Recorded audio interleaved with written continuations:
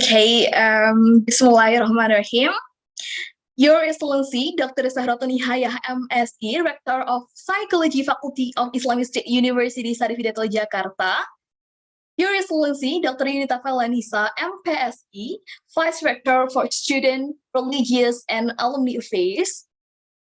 The Honorable Nabila Nur Amalia, the President of Discussion Community. The Honorable Sarifah Bungarana Santang as the Project Officer of the Disease International Webinar.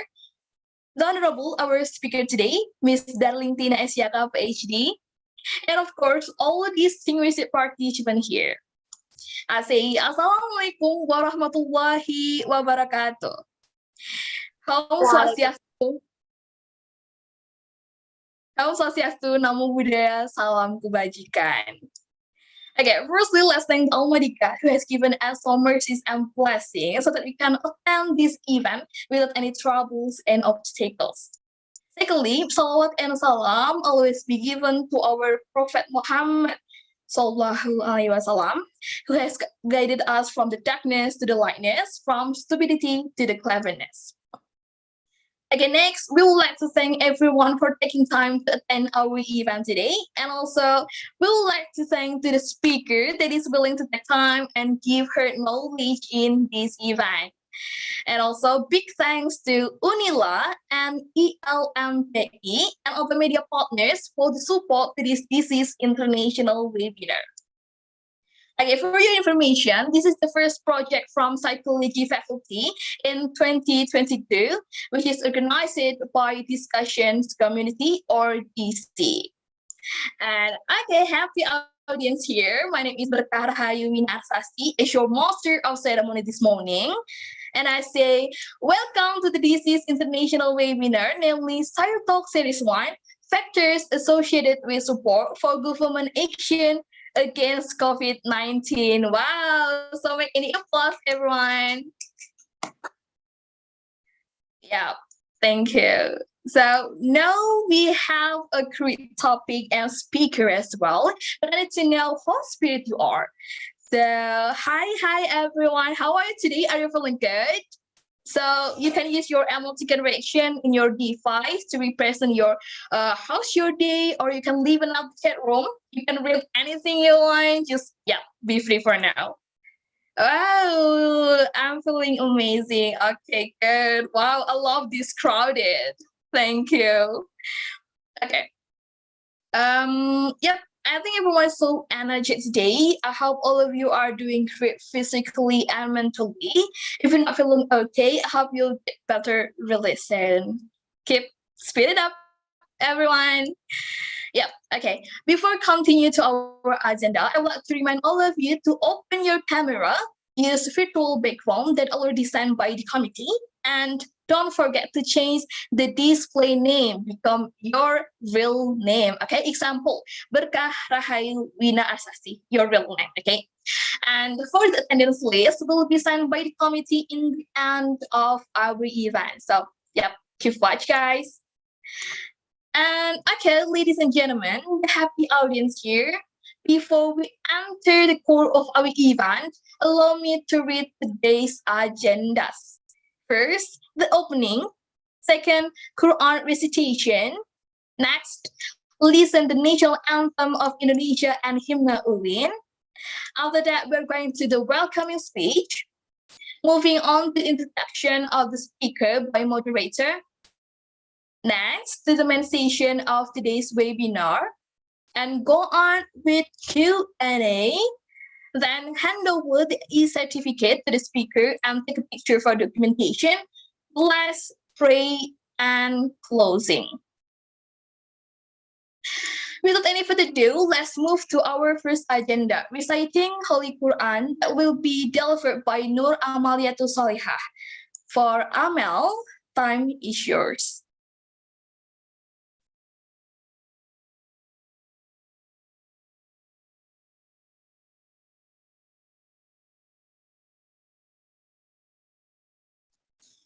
Assalamualaikum warahmatullahi wabarakatuh.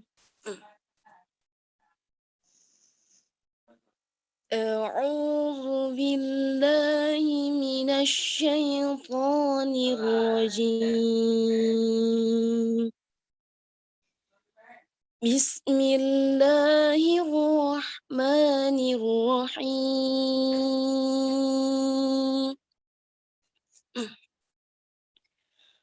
وما محمد إلا رسول قد خلت من قبله الرسل أفإن مات أو قتلا انقلبتم على أعقابكم ومن ينقلب على عقبيه فلن يضر الله شيئا وسيجزي الله الشاكرين. وما كان لنفس أن تموت إلا بإذن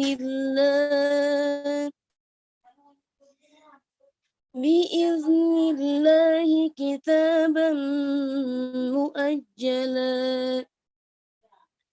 ومن يرد ثواب الدنيا نؤته منها ومن يرد ثواب الآخرة نؤته منها وسنجزي الشاكرين.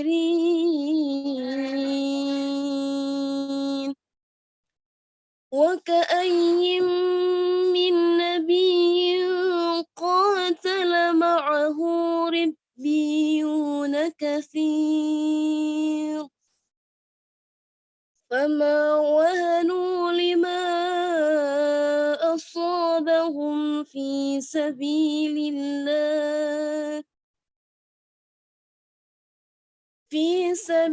الله وما ضعفوا وما استكانوا والله يحب الصابرين. صدق الله العظيم. السلام عليكم ورحمة الله وبركاته. Waalaikumsalam warahmatullahi wabarakatuh. Masya Allah. Sadaqallahul azim. Thank you, Amel. Next, let's deep listen to the national anthem, Indonesia Raya and Hymne UIN.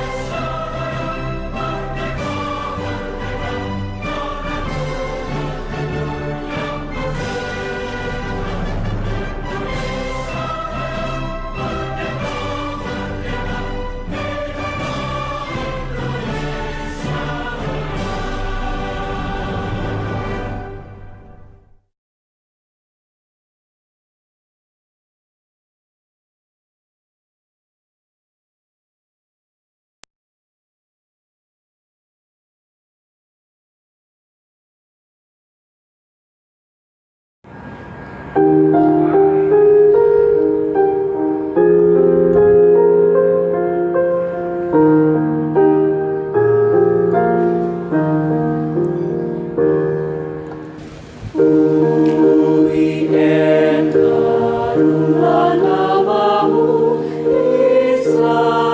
dasar tujuanmu menjadi lambang keagungan bangsa berasas Pancasila, membangun jiwa serta kembali cita Islam yang hak dan sejati, mengemban jiwa patriot nusa tanah air minta baktimu. Jayalah negara, jayalah bangsa, UIN bakti nyata.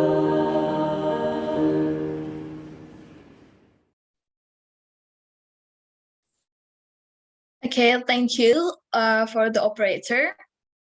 And next agenda is welcoming speech.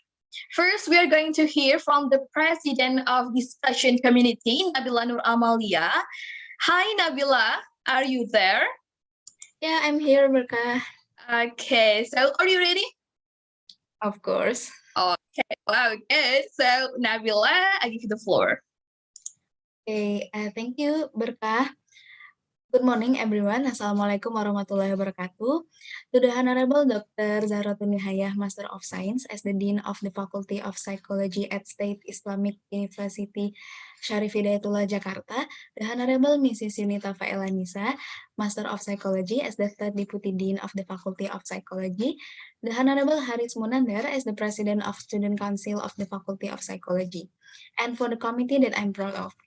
First of all, I would like to thank God Allah Subhanahu wa Ta'ala who has been giving us blessings and mercies so we can attend this event in a good condition. My salawat and salam are always given to our Prophet Muhammad Sallallahu Alaihi Wasallam. Secondly, I would like to say a huge thank you to Syarifah Bunga Rara Santang as the project officer of this international webinar, and also I would like to thank the committee for their outstanding contribution so that the first side speaker series can be held on schedule. Then, I also want to thank our incredible speaker this morning, Mrs. Darling Tina, for being willing to take the time and willing to share her knowledge with all of us about factors associated with support government actions against COVID-19. This topic is very interesting to discuss because without us realizing it, we have entered the third year since the COVID-19 pandemic first hit, and more interestingly, this can be viewed from a psychological perspective because psychology can also play a role in making public policy. Well, that's more or less my introduction to today's topic, because later we will hear the full material which will be explained by Mrs. Darlingtina after this. So I hope that with this webinar we can get to know and understand more about the factors that influence public compliance with government actions. All right, I think that's all from me. As a president of discussion community, I do apologize if there are mistakes in my speaking for this event. I hope you can be active and enjoy this webinar until it's finished. I thank you all for your time. Thank you. Back to Berkah. Okay, thank you, Nabila. Wow, thank you for the great speech, Nabila. And okay, on the last speech from Dr. Yunita Felenisa, MPSI. The time is yours. Thank you, Berkah. Assalamualaikum warahmatullahi wabarakatuh. Welcome. It's my pleasure to extend greetings and a warm welcome to everyone attending the international webinar with title Factors Associated with Support for Government Actions Against COVID-19.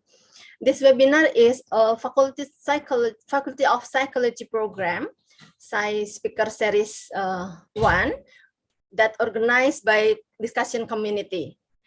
So I would like to welcome first-time speaker here, Miss Darling Tina Esiaka PhD. I'm so happy here because Darling Tina is here. She is an Inspire Fellow and Director of Community Engagement, Aging and Brain Health Alliance, Rutgers University, United States of America. I hope you enjoy in this event, and we will continue for research and collaboration with UIN Jakarta. I hope this is be realized, Darling Tina. This program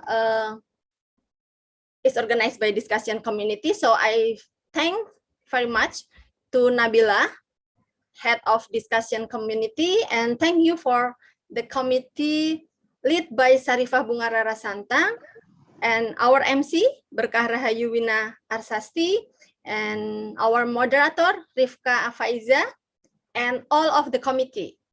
They are psychology students from Sarif Hidayatullah State University, Syed Islamic University, Jakarta, for conduct the event. Thank you.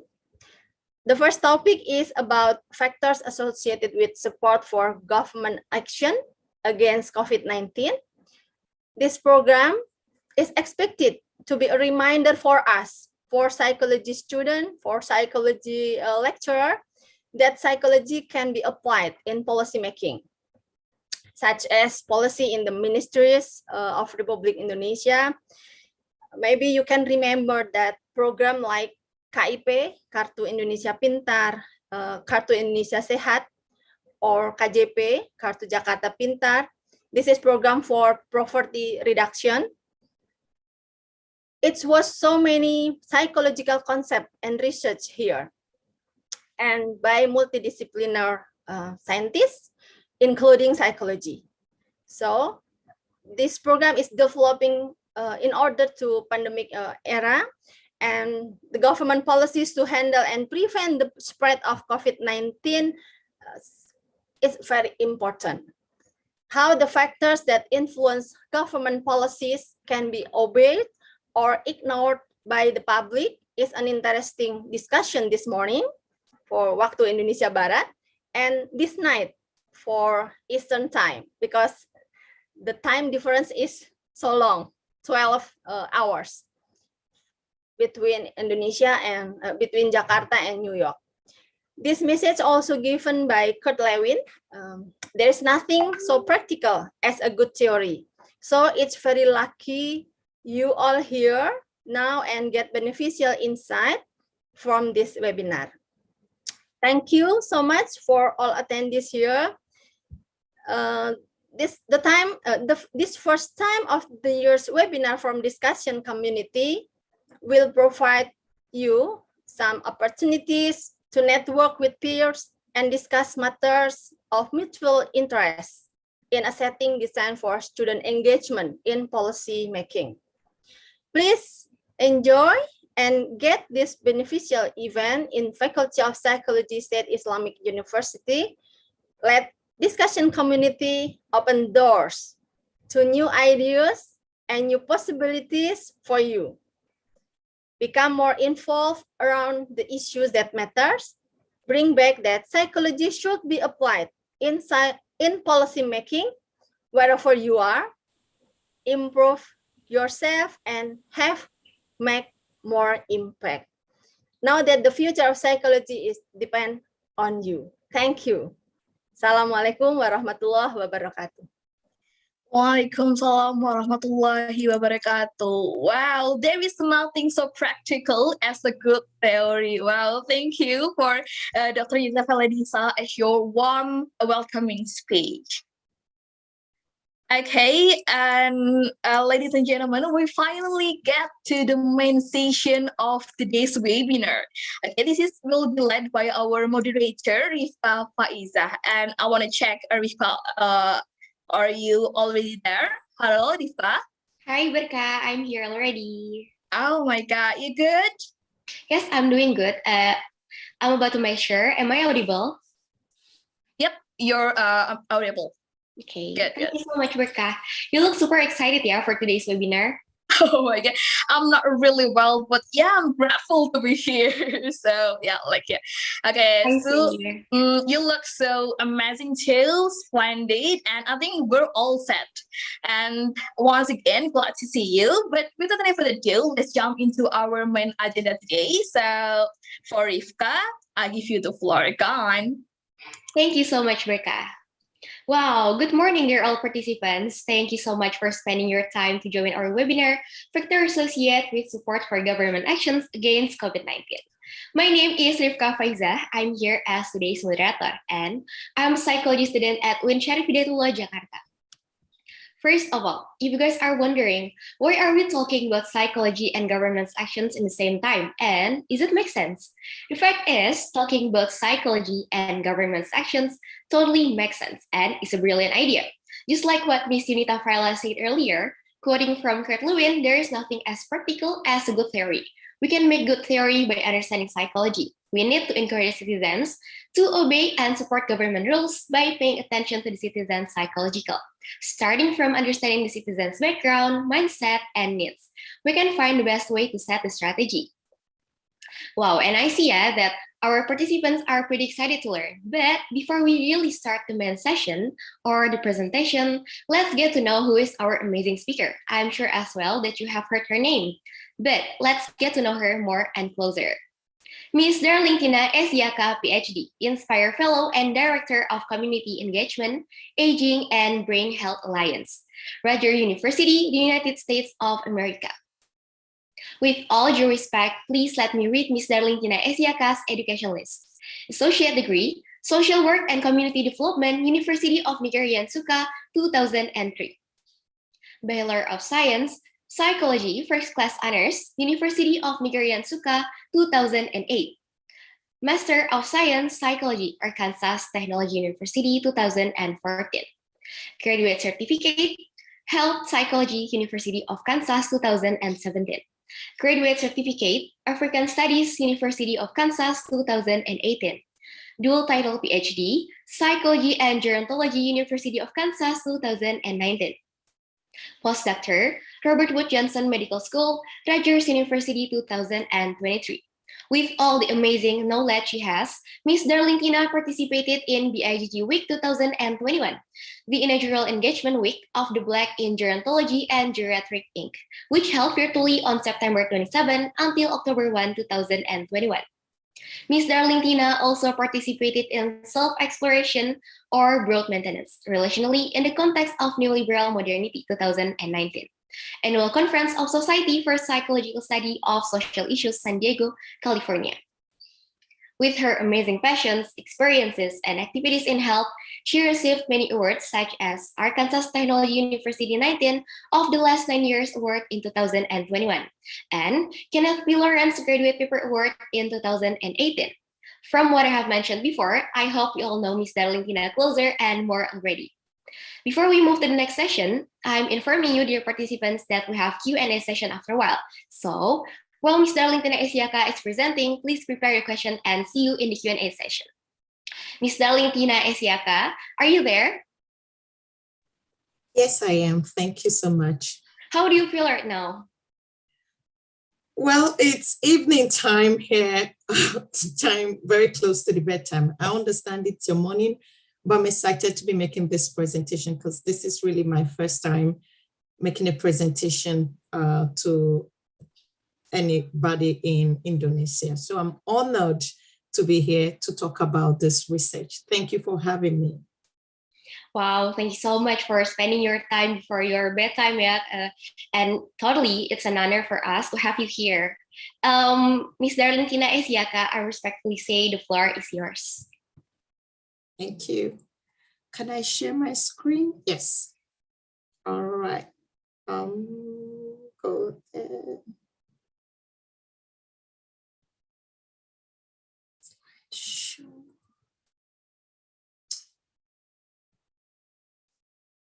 All right, good morning, everyone, and thank you for making our time to hear me talk today. My name is Dr. Darlingtina Esiaka, and I am currently an Inspire Fellow at the Robert Wood Johnson Medical School, here at Rogers, and today I will be sharing a research I did with my colleagues looking at factors that are associated with support for government actions against COVID-19 in Nigeria. So to give you a background, I'm not going to bore us with the history of COVID-19 because I want to believe that that is a well-known or heard story about where COVID-19 originated from, how we got to where we are now 3 years after the first outbreak. But just to let you know, the first case of COVID-19 was discovered or confirmed in Nigeria on the 27th of February 2022 in Lagos. Lagos is one of the largest, it's not one, it is the largest city in Nigeria, if not West Africa or the whole of Africa.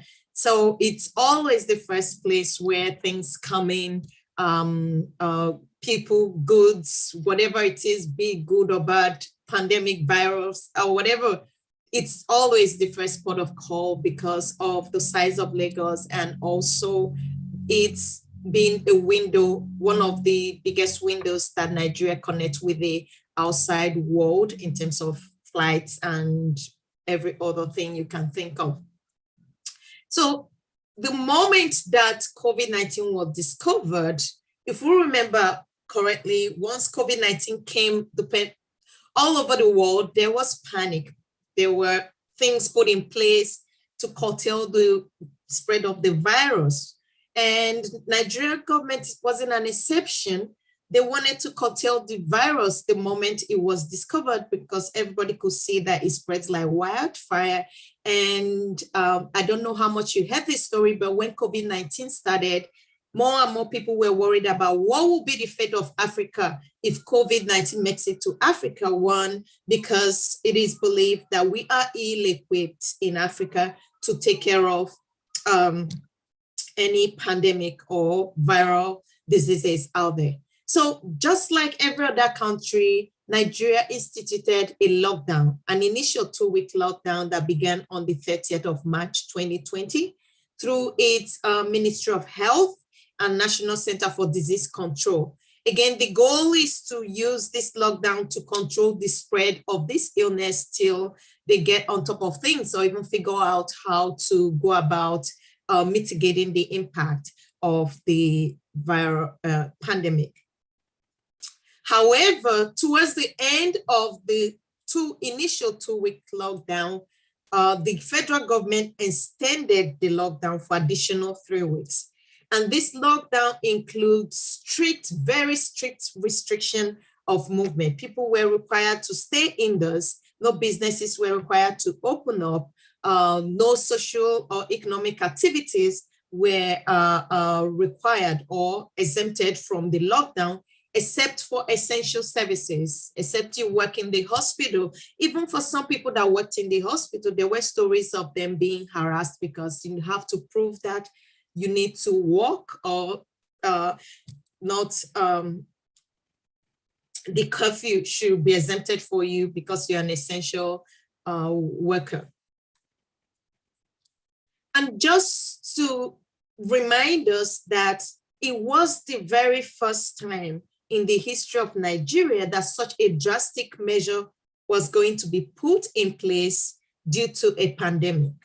It was really the very first time that such a lockdown, a 2-week lockdown, complete lockdown where nothing is open in the major cities, because the lockdown wasn't everywhere. It was in the major cities, Lagos being one, Abuja, the major cities where there is that flow between Nigeria and the outside world. And so this drastic measure was really the first time that the lives of daily lived experiences of Nigerians will be altered in that magnitude or in that scale for a lot of Nigerians, and their freedom restricted because you are not allowed to move around. You're not allowed to go to the store. You're not allowed to go to your place of worship. You're not literally allowed to leave your house. It was really the first time that their lives were going to be drastically changed. And this required that they need to alter their behavioral adjustment. For people who like going out, now you have to be stuck indoors. during the introduction, we talked about what is the role of psychology in all this. We know we talk about boredom. There are people who really thrive, whose well-being depends on them being able to go out, but now they have to stay indoors for the rest of that 2 weeks and the additional 3 weeks. And not only that, there were also harsher economic realities for people, because what part of the lockdown is that they don't get to go to their stores, they don't get to go to work, they don't get to earn a living, they don't get to sell their markets for people to buy for them to make money. So all of those things were the realities for Nigerians during that lockdown. And of course, there is no way such a lockdown that alters the reality or the lived experiences of people will not stir some form of controversy. The moment it was announced with curfew put in place for people not to move around certain times of the night, even though you're an essential worker, it stirred controversy. Some people were for it, some people were against it, some people questioned why are we having this stringent lockdown? Some people were like, but couldn't we just do something else, be total lockdown? So for some people also, it was a thing of confusion. Why do we have curfew at night? I can understand being restricted during the daytime. Why is it that I cannot go out certain time of the night? According to this Nigerian who made a post on Twitter, she was worried about what is it that it's only at night when the curfew, strict curfew is in place that the virus comes out to attack people? Because she couldn't make sense out of the curfew that was put in place for no movement. For her, it didn't make sense that I'm being restricted from moving around certain times of the night or even the day, especially at night. Is it that the virus only works at night? I need to be able to move around during the night. For others, it was also a confusion due to not understanding the whole message from the government. Because for the government, the lockdown goes 100% in place, and then there will be a gradual easing, gradual lifting of the lockdown. Okay, now you can go to church, but don't spend more than 2 hours. Now you can go to mosque, but don't spend more than 3 hours. Now you can get together, but no more than 10 persons. So that is what the government meant by gradual easing. And people didn't get the sense in that, and they kind of questioned, why is that the case? But most importantly, for a lot of Nigerians, is the issue of this lockdown. It's a downstream approach to the pandemic. And that for them, this is what Nigerian government does best, taking a downstream approach to things, forgetting that there are upstream factors that could lead to, implications for the lockdown and realities for Nigerians. So when you tell people you're going to be indoors for 2 hours, you need to recognize that these people need to eat. You need to recognize that for a lot of them to eat, they need to be out of their homes. So this is really the conversations or the controversies that were surrounding this as at the time it happened. So for this very study, my colleagues and I wanted to know what is it that will make Nigerians comply with COVID-19 public health recommendations from the government? And what is it that will drive them not to comply with it? Because a lot of them were out in the streets, speaking up, challenging it, not wanting to abide by it. They didn't just want to comply for some of them. And we wanted to know, why is it that you don't want to comply? We also wanted to know, do Nigerians really support the actions that the government have put in place, such as the lockdown, to limit the spread of the virus? And finally, we wanted to see, if you support this, if you have the tendency to comply, are you really confident in Nigerian government's capacity to curtail the spread, to be able to, get this pandemic under control? And so we got 336 Nigerians, Nigerian men and women, of which majority of them are women. 56.8% of them were women, aged between 19 and 76 years with a mean age of 46 approximately. And the sample are quite educated. The mean education, years of education that they had was 16.31, meaning that for a good number of them, they finished the university. And we prepared a survey that we put on Qualtrics and shared the link on group and personal pages on Facebook. We shared it through WhatsApp group for Nigerians, spread it through words of mouth as well, sent through messages and even personal LinkedIn pages. So basically we shared this survey on social media pages that we know that Nigerians frequent, and asked them to please complete this because we wanted to gauge their opinion or survey their ideas surrounding the lockdown or compliance that the government is required from them. And primarily, we wanted to see, will they comply to these health recommendations? We wanted to see, do they support the government actions? Would you comply? What are the reasons that will make you comply or not? Do you support the government actions? Do you support that government said the most churches should close, schools should close, asking you to stay at home? Do you support all this? And we wanted to know what predicts, what is it that leads them to want to comply or support government actions? One of the things we thought about could be perception of COVID-19 related stigma. One of the reasons we wanted to look at it is that stigma surrounding several illnesses, surrounding several social issues abound in Nigeria. And oftentimes these stigmas can drive certain behaviors or push behaviors or nudge people to behave in certain ways. So we wanted to see if perception of COVID-19 related stigma will inform compliance and support for government action.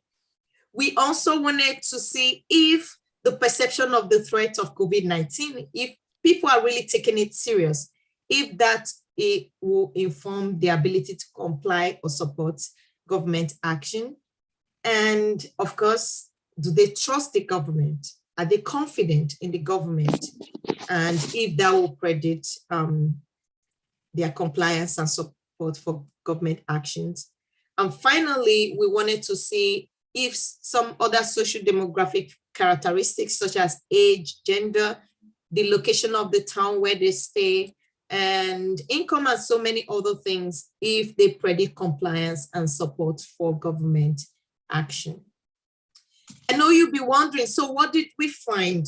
One of the interesting things we did was to have an open question where we said, in general, what will be your reason to not want to comply with public health recommendation, right? We said, we're throwing it out to you. We don't want to put words in your mouth.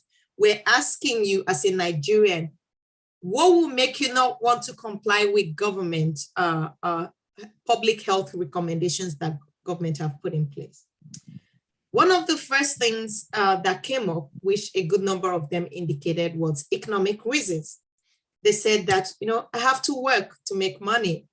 I need money to eat, to keep my family healthy. So because I need money and they're telling me to stay back in my house, I'm not going to comply with such a directive. Another reason is social reasons. People want to step out of their house to go hang out with friends. People want to go party with friends. People really, we are social beings. We're social beings, and that being a social being is part of what keeps us healthy and informs our well-being. And so for a lot of them, they want to step out of the house because they want to go interact with people. And that need to want to belong, to interact with people, pushes them not to want to comply. And of course, psychological reason. For 106 of them, they feel like they're bored at home. Imagine sitting in your home. It felt like a prison for them. sitting in their home day in, day out, doing nothing. They are bored, and boredom can drive you crazy. And because of that, they want to step out of the house. They want to, not comply with the directive to, social distance, do whatever you need to do to curtail the spread of the virus. And of course, for other people, it is due to religious reasons. They don't have churches in their homes. They don't have mosque in their homes. They really want to go to the actual mosque, go to the actual church to observe their religious activities. Because of that, they will not want to comply with public health directives. So when it came to factors associated with compliance, we wanted to know, okay, what really predicts Nigerians' ability to comply with this directive? One of the things we did find was that women are more likely to comply with the COVID-19 recommendation than Nigerian men. Nigerian women are more likely to comply than Nigerian men. We also found that in the cities where there are higher cases or higher reported cases of COVID-19, people in those cities are more likely to comply with the COVID-19 directive compared to people in cities where they have limited number or smaller number of COVID-19 cases. And then when people fear stigma of COVID-19, stigma surrounding COVID-19 being, if you get COVID-19, you're most likely to be ostracized. People are more likely to run away from you because now you have this COVID-19 and you can no longer be friends with people. People who really worry that when they get COVID-19, they will no longer be part of the community, we're more likely to comply. And of course, people who feel like the threats are exaggerated, funny enough, people who felt that the threats are exaggerated are also more likely to comply, which we found to be opposite of what we were hoping, because we thought that when the threat is high, you are less likely going to comply. But we'll talk about that soon. And finally, those who support the government actions are also more likely to comply. But another thing we did was to say, okay, now we've seen people who are more likely to comply. And we've seen that people who support government actions are more likely to comply with the directive. We wanted to know, okay, what is making people support government actions? Because that tends to drive compliance. When you support the government actions, you are most likely going to comply. Again, Nigerian women gender, it's more likely a predator of support for government actions, whereby the women are more likely to support government actions, unlike the Nigerian men. People with higher cases, cities with higher cases, people from cities with higher cases are also more likely to support government actions, which is kind of intuitive because the more it's spreading within the city, the more they are afraid and they are wanting to do something about it. And then people who actually believe that many people will be affected if nothing is done quickly about the spread of COVID, we're also more likely to support government action.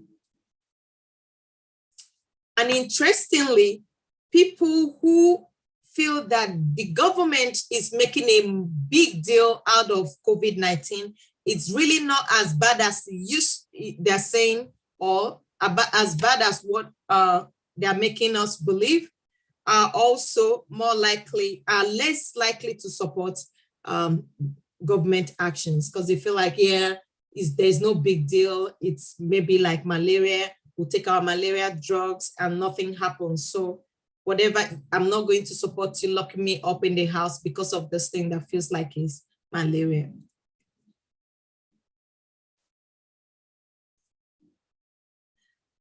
And then Nigerians who actually have confidence in the actions of the government are more likely to support it. Nigerians who have trust, who believe in government, are more likely to support the government's actions against COVID compared to Nigerians who do not trust the state government that they found themselves in. So what really does all this tell us? One of the things that we picked up from this is that gender differences does matter when we are talking about public health actions or directives, especially against pandemics. In this case, for Nigerians, it is possible that actions such as lockdown can be perceived as something that limits autonomy and individuality, which is more likely to be frowned upon by some Nigerian men compared to women, because autonomy and individuality, it's men are often socialized to be autonomous and stoic and all of that, and challenge anything that takes away that autonomy compared to the women. And so when there is a directive and they are being forced to go and stay indoors, they will feel that that is a threat on their autonomy, individual autonomy, compared to women. And then another thing that came up is that cities with higher reported cases of COVID-19, people there are more likely to support things, in the sense that the wider the spread in such cities, you will think that there will be more awareness and knowledge of the impact, because now I know somebody who's got it. It's no longer a hearsay. I can see for myself what is going on. And if something bad is really going on and I can see it, then I can comply or support whatever actions to curtail that. And of course, when people think that if I get this illness, I'm most likely going to suffer some form of social repercussion. I'm most likely going to be, as no longer, my friends will no longer come to be with me. They will no longer want to be friends with me because I have this viral thing. They will be afraid of me. They don't want to get it. My family might abandon me. So many things that comes with perception of stigma. When people feel that perception, they feel some form of threat that comes with it.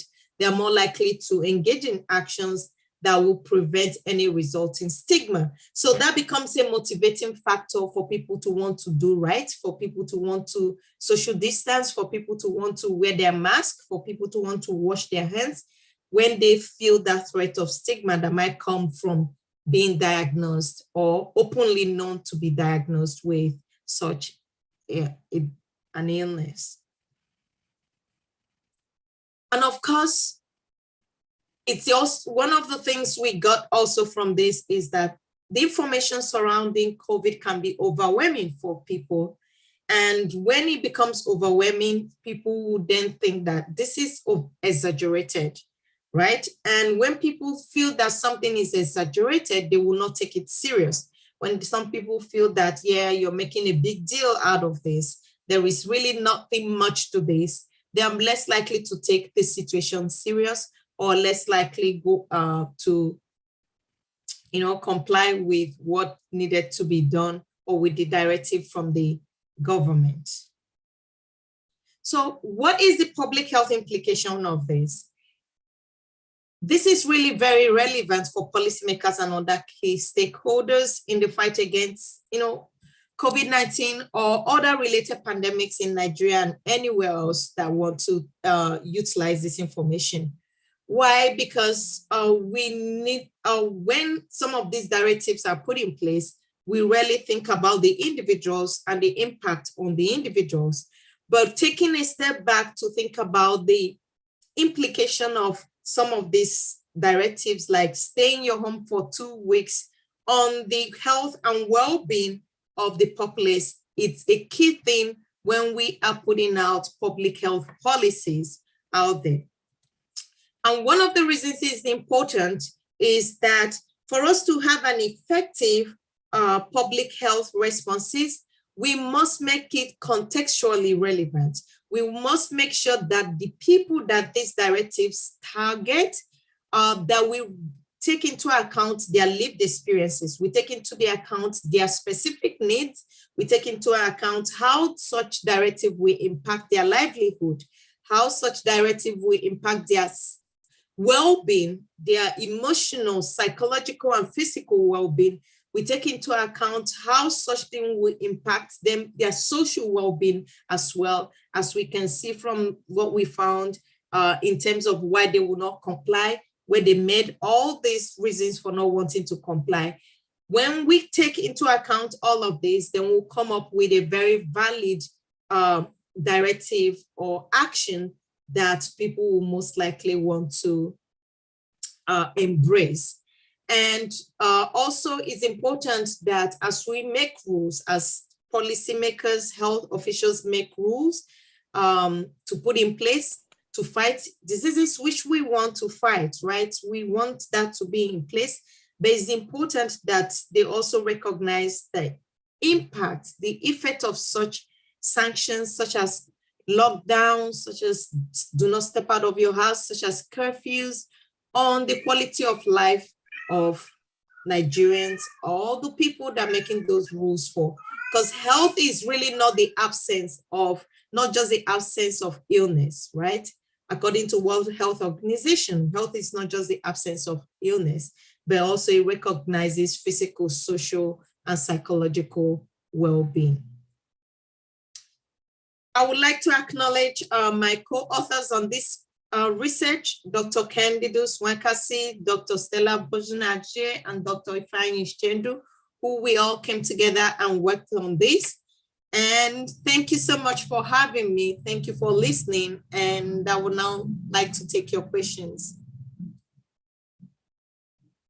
And I will stop sharing the screen so that I can see the chat. Wow, thank you so much, Ms. Darlingtina. What a fruitful presentation. Well, actually, there are several things that I haven't heard until today. You made such great points and you stated it well. To sum up, in Nigeria, the first COVID case was confirmed on 27 February 2022 in Lagos, and the government applied the first lockdown on the 30 March 2020. It involves restrictions of movements, social and economic activities, except for essential services. All of these COVID-19 things, including lockdown, affected drastic behavioral adjustments, and surely the actions that government took have a lot of controversies. It showed that people don't want to comply government rules because they need to make money. They need to hang out with their friends, or even they want to hang out with their friends. They get bored and they need to go to church or mosque for religious services. And the last one, there is the need to ensure the public health responses to the pandemic are effective and contextually relevant, because it actually has the, because it actually has the relation with health quality.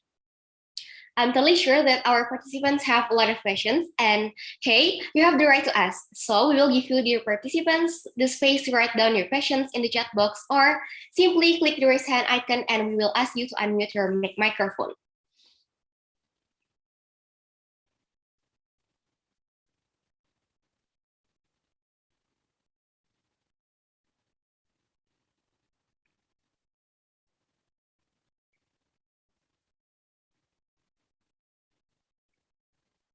Is there any questions?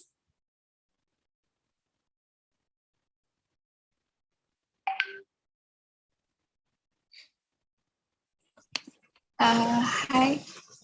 I want to ask that first, thank you, Miss, for the material that presented before. So, I want to ask how psychology can be an important consideration in every policymaker, because it almost certainly involves humans and their behavior. So far, science such as economics or natural science are considered more in policy making.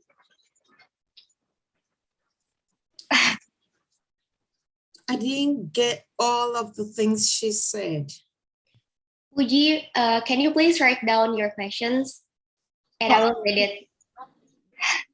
Thank you so much, Puji. Oke. Kira-kira sudah menangkap pesannya belum? Sudah.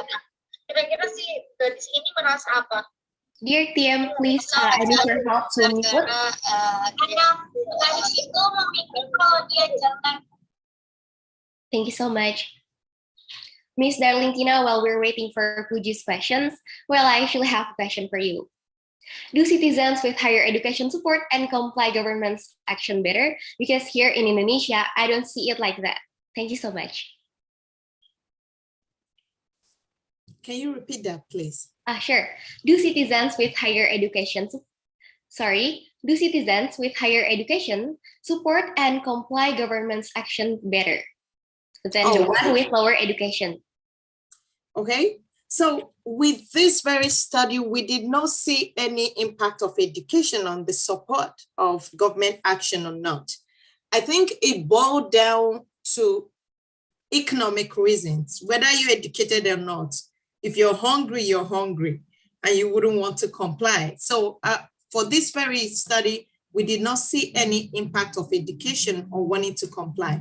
We did note that the more education people have, the more they recognize that government needs to do this. However, that did not directly translate to them wanting to support the government actions, because at the end of the day, I know I'm educated enough to know that this is spreading, but then if it doesn't kill me, hunger will kill me. If it doesn't kill me, boredom will kill me. If it doesn't kill me, so many other things will kill me. And so it becomes a question of balance. Which one is worth more at every time? And education wasn't really that strong a factor to push people to want to comply. Wow, thank you so much for the answer. And oh wow, we already have Puji's question here. Hi, thank you so much, Miss, for the material that you present. I would like to ask how psychology can be an important consideration in every policymaker, because it almost certainly involves humans and their behavior. So far, science such as economics or natural science considered more in policymaking. That's her question, Livina. Thank you for that question. It's a very interesting question because it's something that everyone in the field of psychology has been fighting for forever. The fact that we need to start recognizing the role or the place of psychology when we talk about policies.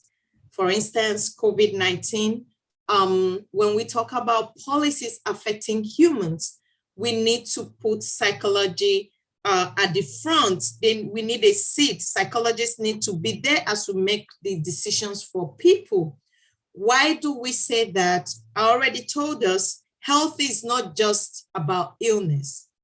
And oftentimes as humans, our focus is always on the physical illnesses. Those are the ones we hear more of. And then when you tell people, do you know that psychological illnesses will kill you or kills more people than physical illnesses? A classic example will be, if you look at older adults, social isolation, which is a psychological factor, kills them faster and more than physical illnesses like cancer and obesity. However, we don't hear of that. We hear only of the physical illnesses because that is what they can quantify. And so when policymakers are making decisions, they don't think about the psychological implication of that.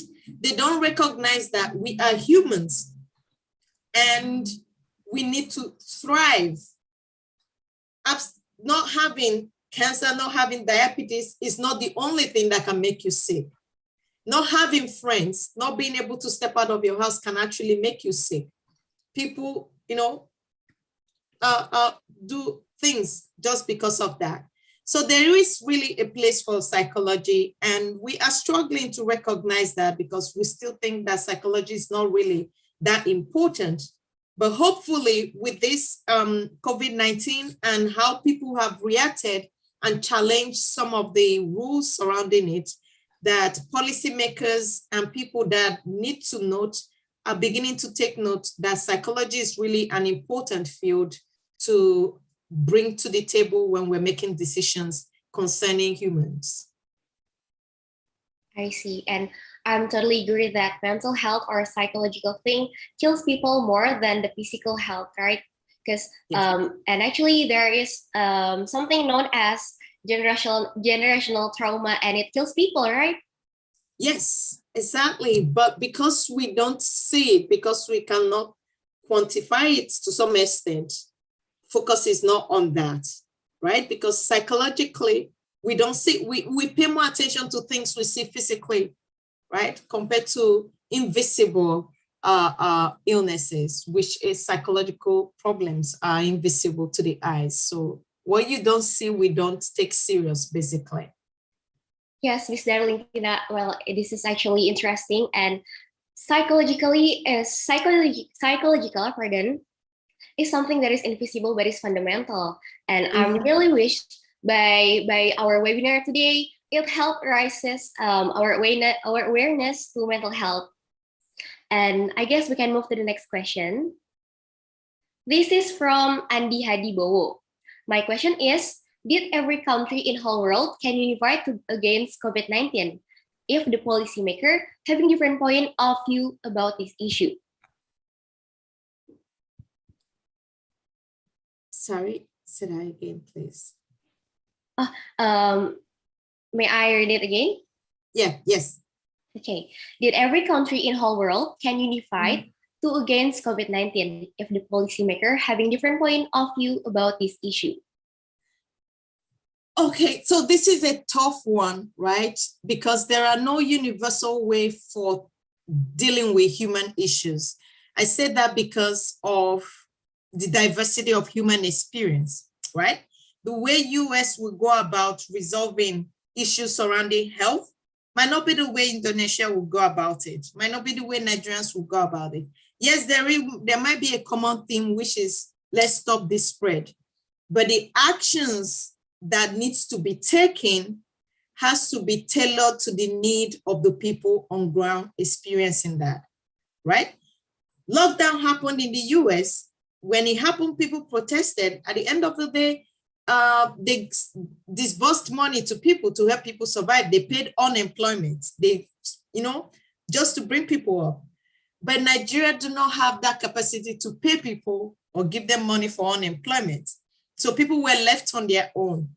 And that was part of the controversy because people were like, why are you emulating countries that gave their citizens money when they told them to stay at home? You can't do that. If you want to be like the US that asked their citizens to stay at home, then give us money so we can buy food, right? So it will be difficult for policymakers to have this universal or flat baseline for dealing with health challenges, because the way it is experienced in one country is different from the way it will be experienced in the other country. But that is not saying that the overarching goal is not to curb the spread of the disease. The goal is to curb the spread of the disease, but everybody has to come to it the way that it will best suit the interest of their citizens. I don't know if that makes sense. Well, it totally makes sense for me. And when it comes to health, it also comes to economy and other things, which is so complicated, right? Right. Thank you so much for the answer. And we can move to the next question, which is from Hadijah Saraswati. Hello, Miss. Allow me to ask the question through chat. My name is Hadi, and I am from UIN Graduate School. My question for now is, how has the people complied the government's decision during the pandemic? How has the well-being of the people and basic needs considered in the policy making by the governments?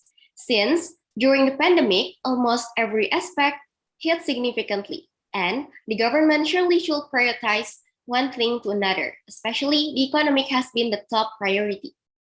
That is the questions from Hadi. Okay, thank you for that question. Right.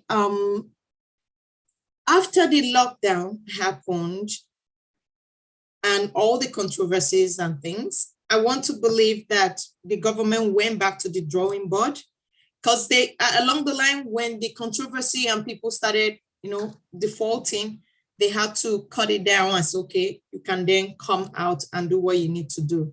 Because now during the period, they recognize that people need to eat, people need to work, people need to drink water, and they can't do that in their homes. So they let them come out, and lessons were learned, because I want to trust that moving forward, if a pandemic like that happens again, that the government would have learned from how they handled the COVID-19 to look for better ways to, better directives put in place that will get people to comply better. Will that happen given the economic situation, given everything you need to put in place to be able to achieve an effective directive? That I cannot say, but if they are able to learn from history of how they went about it, what went wrong, and learn from it, they should be able to do things that will get people to comply better during a pandemic. Thank you so much for the answer, Miss Anne. We actually still have one more question. Okay. Hello, my name is Ryan.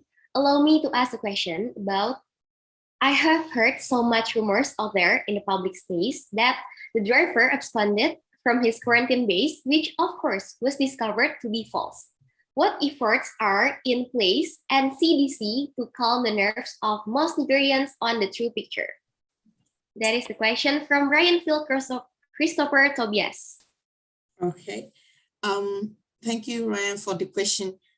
So when an illness comes, when there is a pandemic, there are bound to be rumors around it, especially if it's a pandemic that people know nothing about. People are going to come up with stories. People will say, this happened, that happened, drink this, don't do that, do that.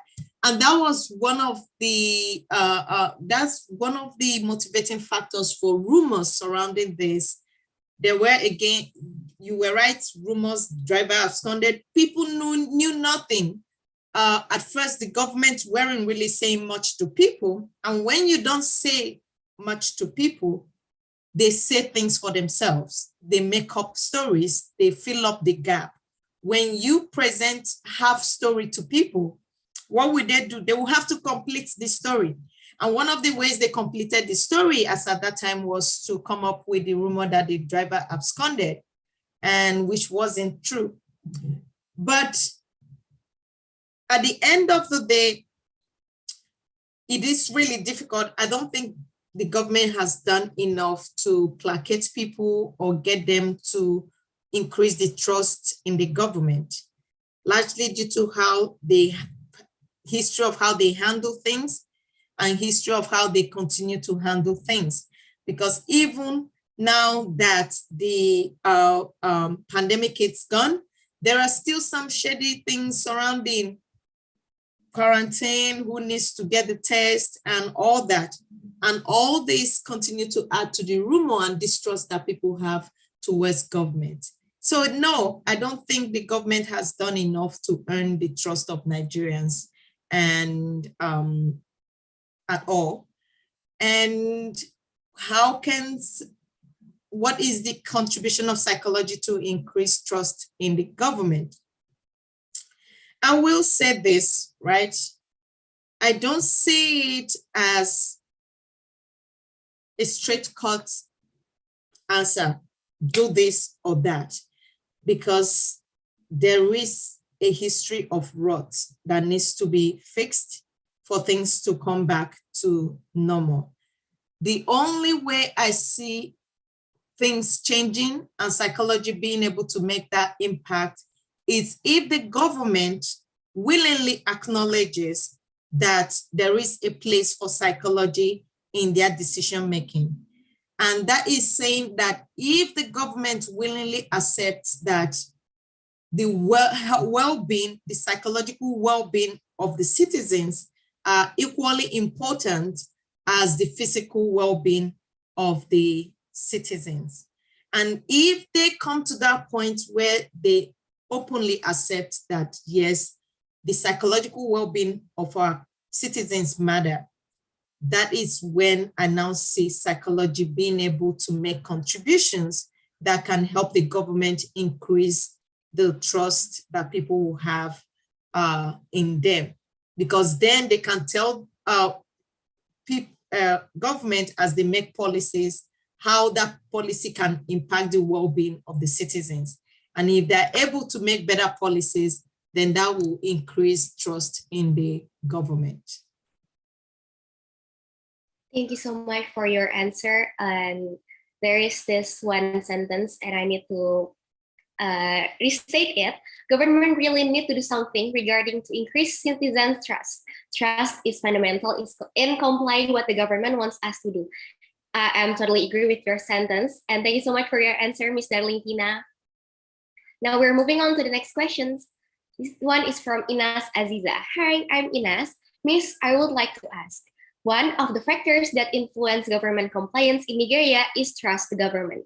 My question is, if trust in the government decrease, what is the contribution of psychology to increase trust in the government? Wow, interesting. Thank you so much, Inas, for the question. Okay, so if trust in government decreases, what is the contribution of psychology to increase trust in government? Like I already stated, psychology can help government in a lot of ways. We study human beings, right? And why do we study human beings? To be able to predict our behaviors and control our behaviors. And if that is the point, then government can actually utilize psychology in predicting how Nigerians, for example, will react if we put this policy in place. And if government can predict this is how Nigerians will react if we put this policy in place, that means that they have the ability to control the narrative. They have the ability to control how Nigerians will be receptive or not of the policy that they will put in place. And then if they're able to put good policies that are not just targeting the physical well-being of people, but psychological well-being of people, economic well-being of people, social well-being of people, then they will be able to garner more trust from the populace. So at the end of the day, it's not just the Nigerian government, but governments all over the world needs to start making rooms for psychologists in the place where they are making decisions concerning humans, because we'll bring a lot to the table. We are bringing a lot of expertise. We're bringing years of studying humans and studying patterns, trending behaviors, that if that knowledge is put in place, if that knowledge is acknowledged when we are making policies, governments are going to be better for it because they will make policies that people would like.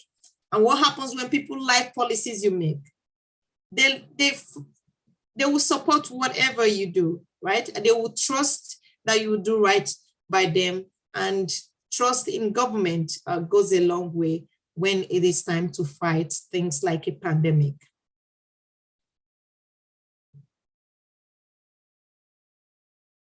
Yes, I totally agree. We need to acknowledge what we have learned in psychology as we're learning human mind and behavior. And we understand the core of human being. We can choose the strategy as a stimuli to responses that we want, right, Ms. Darlingtina? Okay, and oh wow, we have new questions. This one is from Muhammad Malik. I want to ask, from your research, perceived stigma about COVID-19 as a factor associated with support government action against COVID-19. Since Nigeria consists of Islam 53.5%, Catholic 10.6%, Christian 35.3%, and others 0.6%. Is the perceived stigma in your research related to their religion? And please tell us the examples. Thank you so much. All right, so thank you for that question. The perceived stigma in this study was not in any way related to religion. It was more about the psychological aspect of what will happen to me if people find out that I have COVID, right? Remember, if you have COVID, as at when we were freaking out about COVID, if you have COVID, you're going to quarantine, you're going to, be without it, be without your friends or family, whatever. You just have to be somewhere that nobody will come in contact with you. The fear now is that people did not know much about COVID. If I quarantine and get out of quarantine, will people still want to come close to me? Would they still think that I'm infectious? Would they still think that I'm still carrying COVID? Because nobody as I then knew how it worked. And so this is also tied to stigma surrounding other illnesses that's been known to blow up in Africa. For example, HIV. There are stigmas why people hide it, because once people know you have it, literally, nobody will come around you, nobody will come around your family. If they're around you, nobody come, those kind of stigma scares people and they want to hide. And that was what we saw with this very study, that it's not really tied to their religion per se, but their fear that if I have this, if people get to know that I have this, how will my life be afterwards? Will they still want to relate with me? Will I be isolated forever? Will I be treated like someone with this illness that, I can no longer be with friends? Workplace, will I still go back to work? People will run away from me.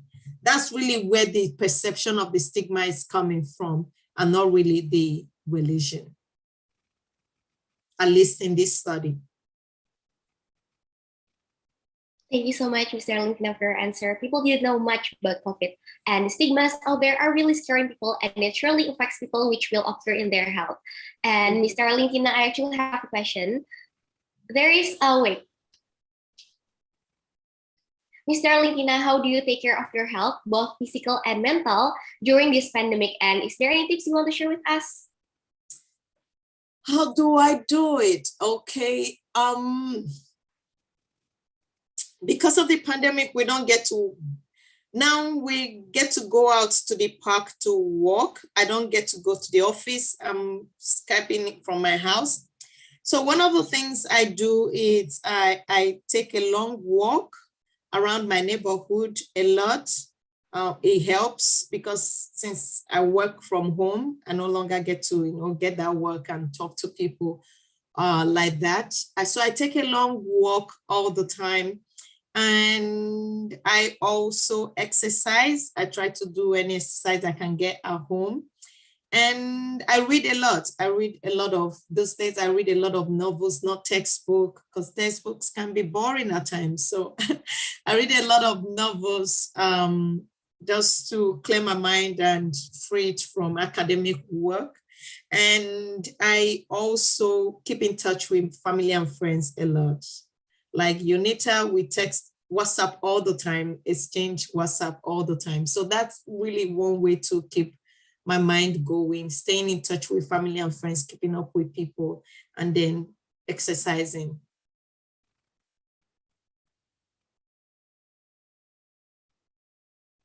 You're mute. Thank you so much for reminding. Actually, what we do are practically the same. I do read, I also take a morning walk, and I often stay at home. But Miss, do you have any book recommendation which will be something for us? Books recommendation from Miss Darling Tina. Recommendation for, sorry? Book recommendation. Book recommendation. Okay, so I read a lot of John Grisham.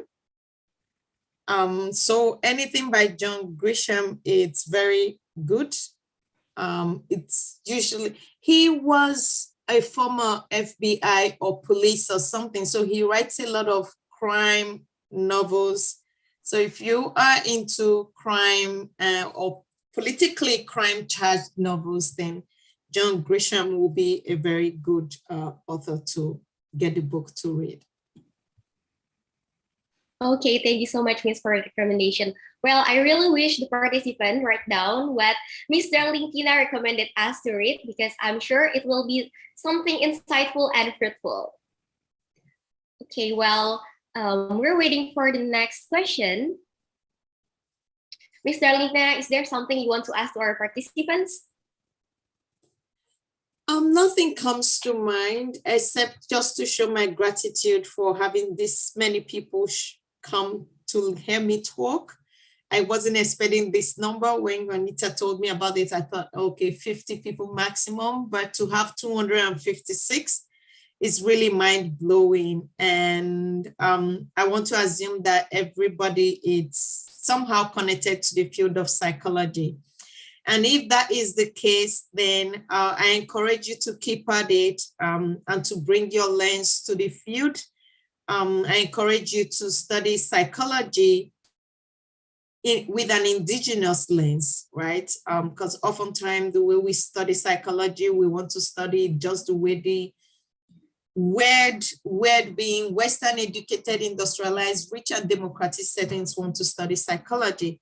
But that do not often translate well to indigenous settings or local settings. So I really do encourage you to think of psychology outside of what Americans have made psychology to be, outside of what British people have made psychology to be, but to think about psychology for what it should be for Indonesians or Nigerians or indigenous people, and to not waver from it, to stay true to that once you find it.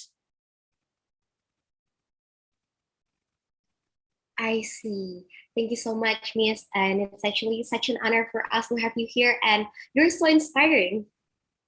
I'm sure that a lot of our participants are inspired to be like you.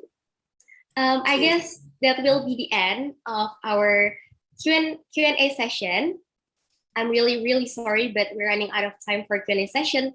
And I really wish the answers are enough for your questions.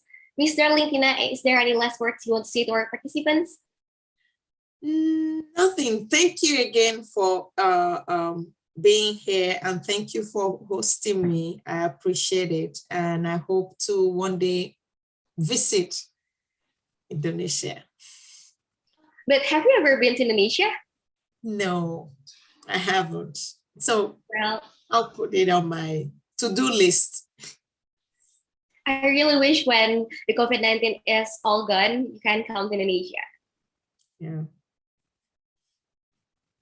Oh, Miss Darlington, I'm really sorry, but actually we still have 6 minutes for Q&A sessions. This is an additional time. So for our participants, we have 6 minutes for you.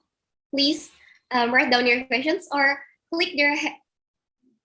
simply click the hand icon, and I will ask you to unmute.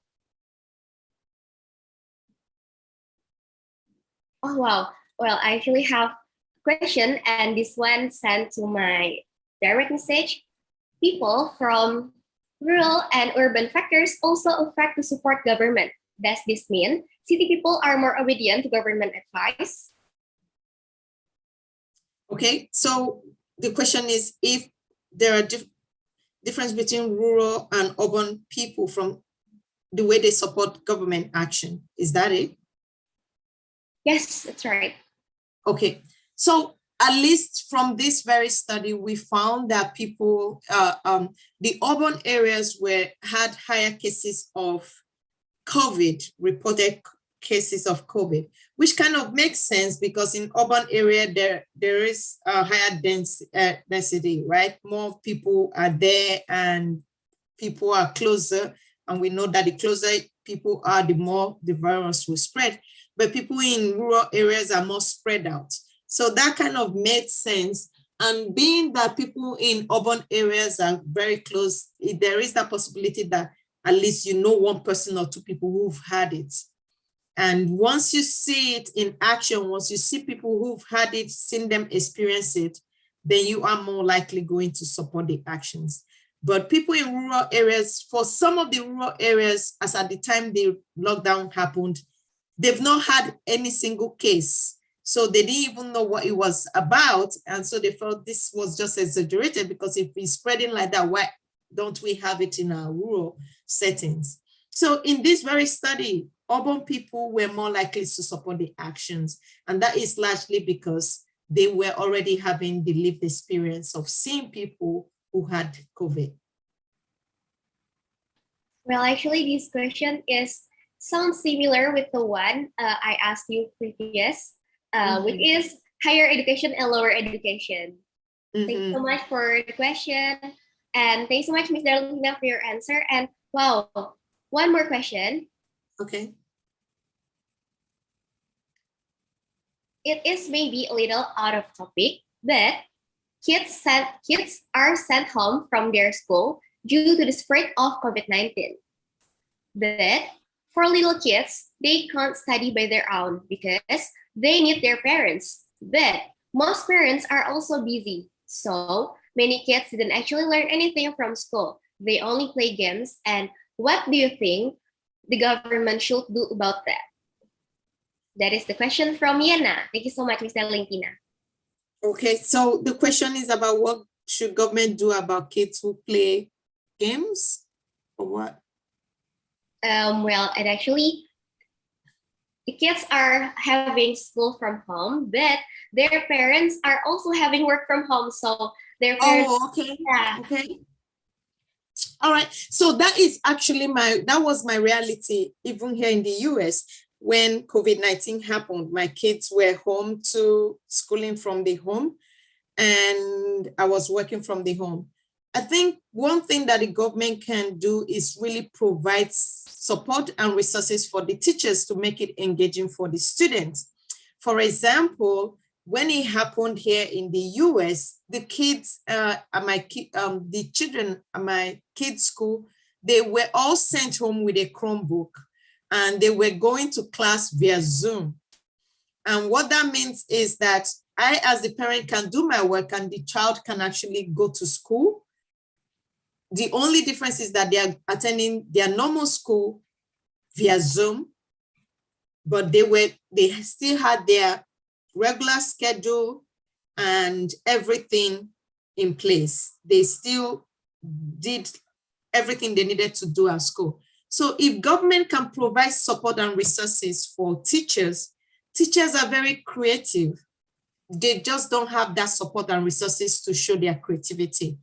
They will be able to help keep the kids engaged, because parents need to work to keep the money coming. And there's really nothing much, there is just little they can do for their kids if they have to work to put food on the table. So it all boils down to the government providing support and resources for teachers and even for parents to be able to keep their kids engaged if they have to go to school online. Yes, it may be something complicated for parents and also for kids. Okay, that will be our last questions. It's already 10, and we can move to the next session. Mr. Lintina, thank you so much for answering and for educating us. And we can move to the next session, which is certificate handover. Okay, Panitia, I'm sorry, Tim, are you there? Ms. Darlene, thank you so much for spending your time to educate us. We have something for you in return. With all due respect, here's your certificate. Let's take a time to capture our moment. Thank you so much. Dear team, I need your help to screenshot, and thank you in advance. Okay, I want to screen capture in 1, 2, 3. One more, please. 1, 2, 3. Okay, thank you. Thank you so much, team, for capturing our moment. And Ms. Darlene, thank you so much for having us. Pardon, I'm really glad to have you here, and you're super inspiring. Thanks so much for educating us. Thank you so much for having me. Do I need to wait for the rest of the activity, or can I? Well, actually, yes, our main session will be ended. And if you want to stay here until the end of the session, you're pleased to stay here. But if you have another thing to do, yeah. All right. Thank you so much. Thank you. Take care, everyone. Thank you so much, Ms. Valentina. I wish you health and serenity. Thank you, and you too. Bye. This is the end of today's webinar. Thank you so much, Ms. Darlene Esiaka, and your participants for the insight that we have learned together in this morning's webinar. I really wish it helps us to improve ourselves as citizens, especially in supporting our government's actions to fight COVID-19. My name is Sirfa Faiza, and I'm signing off from this morning's webinar. Thanks so much, dear participants, for your attention and all discussion communities team for having me as moderator. Berkah, I respectfully give the floor to you. Thank you so much. Wow, thank you, our moderator, Rivka, and wow, a great session. And thanks to our moderator, and also a big thanks to our speaker, Ms. Darantina Esyaka, PhD. And for me personally, it come up with a ton of new facts, new knowledges, new awareness, especially for me as a person and as a psychology student during this COVID-19, which is, I can say still on fire. And I hope and I wish in my depart COVID-19, whether in Indonesia, in Nigeria, and all over the world can be resolved so that all the factors can improve again and can recover again. So thank you again and again. It's mean a lot. And sadly, our agendas have come to the end. But before we close this international webinar, let's listen a prayer that will be brought by Indi Alamsa. For Indi, time is yours. Okay, thank you. Bismillahirrahmanirrahim. Astaghfirullahaladzim, astaghfirullahaladzim, astaghfirullahaladzim. A'udzubillahi minasyaitonirrajim. Bismillahirrahmanirrahim. Alhamdulillahi rabbil alamin. Hamdan syakirin, hamdan na'imin, hamdan wa fi ni'amahu yukafi mazida. Ya Rabbana lakal hamdu wa lakal syukru kama yanbaghi li jalali wajhikal karimi azimi sultanik. Allahumma salli wa sallim ala sayyidina Muhammad wa ala ali sayyidina Muhammad. Allahumma inna nas'aluka salamatan fid din wa afiyatan fil jasad wa ziyadatan fil ilmi wa barakatan fi rizki wa taubatan qablal maut wa rahmatan indal maut wa magfiratan ba'dal maut. Allahumma hawin alaina fi sakaratil maut wa najata minan nar wa afwa indal hisab. Allahumma gfir lana dzunubana wa dzunuba wa li walidayna warhamhum kama rabbayana shighara. Allahumma gfir lil muslimina wal muslimat wal mu'minina wal mu'minat al-ahya'i minhum wal amwat innaka sami'un qaribun mujibud da'wat. Rabbana la tuzigh qulubana ba'da idh hadaytana min ladunka rahmatan innaka antal wahhab. Rabbana hab lana min azwajina wa zurriyyatina qurrata a'yun waj'alna lil muttaqina imaman. Rabbana zalamna anfusana wa illam taghfir lana wa tarhamna lanakunanna minal khasirin. Rabbana atina fid dunya hasanah wa fil akhirati hasanah wa qina adzabannar. Subhanaka rabbika rabbil izzati amma yasifun wa salamun ala mursalin walhamdulillahi rabbil alamin. Amin. Thank you. Assalamualaikum warahmatullahi wabarakatuh. Waalaikumsalam warahmatullahi wabarakatuh. Amin, amin, amin ya rabbal alamin. Thank you, Indi Alamsa. And before we close the event, let's take a picture for documentation. Don't be shy. So ask your best pose and don't forget to smile. Okay, operator, please take a picture of us. Okay, slide 1. Cheese. 1.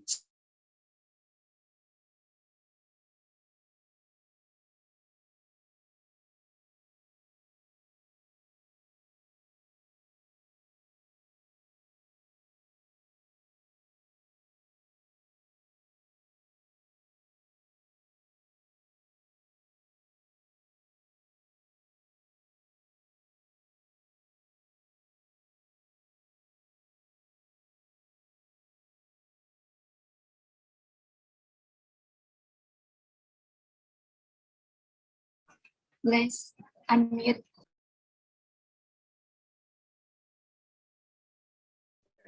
Okay, sorry, maybe Zaharani has a trouble in their device, so I can handle. So the first slide.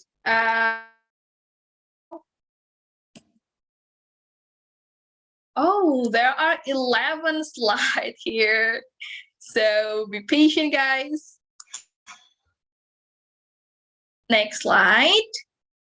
1, 2, 3, smile.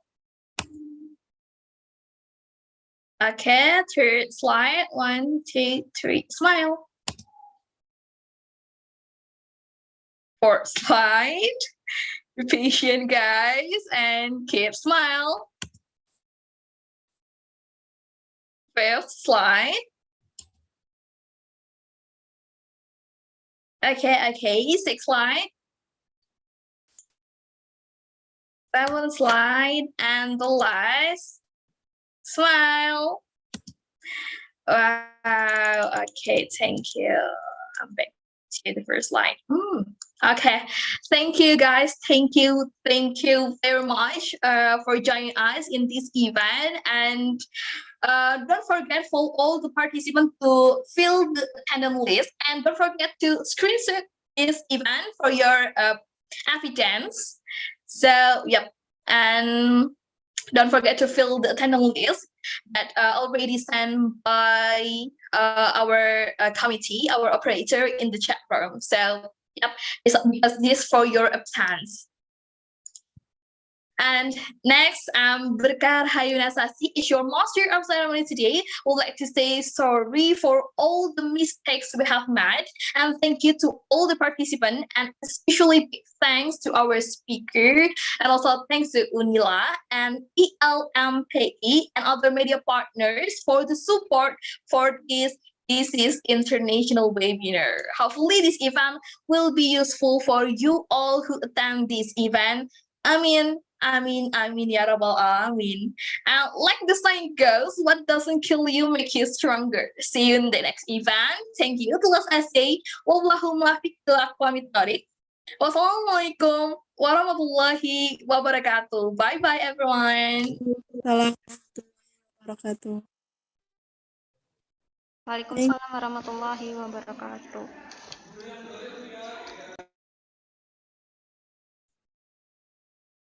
Yeah, thank you. You can leave the Zoom meeting, guys.